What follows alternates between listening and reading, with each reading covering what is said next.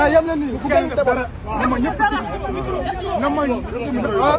na ma ñëpp déglu ay maire dafa daw nga xamuñu may kan tey laa gën a dëgg sama bopp ci résident gendarmerie baa ngi nii damay dugg wuy ji ñun mënuñu ragal su àdduna parce que Seydina Mohamed dama war Kër Massar dama war sama bopp yéen nag laa bëgg ngeen dal bu kenn def dara bu kenn indi benn violence s'il vous plaît ngeen déglu ma parce que am nañu moo ci ordre yëpp moom am na heure bu fa mu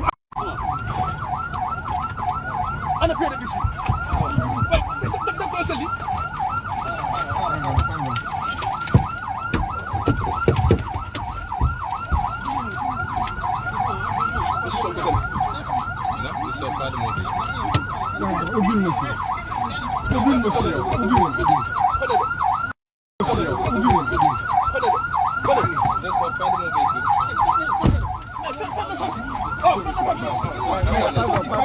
Je suis en état d'arrestation.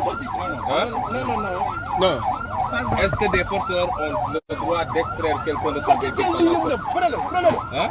Non, je pose la question avant. Venez. Monsieur, arrêtez de faire du bruit. Non, c'est pas bizarre. Ouvrez. Ouvrez ici, là. Ouvrez ici.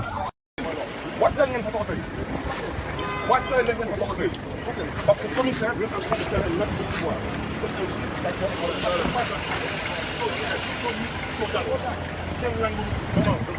jël na photo yi jël nañ photo yi ngeen filmé parce que sax ba arrêté Sénégal moomu leen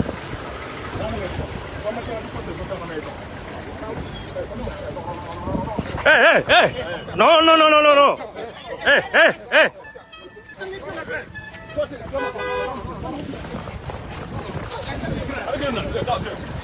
Sànni grenade.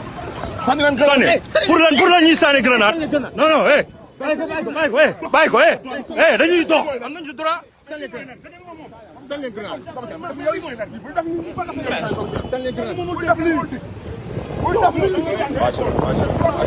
Wàcc leen Malick. Wàcc leen.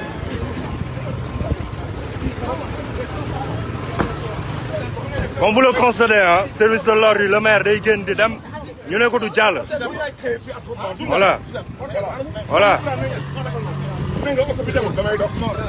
Mais on a le droit de marcher, non? Mais dóor. Commissaire. Il faut assumer. Da nga may téye. filmé leen nag maa ngi nii da nga may téye.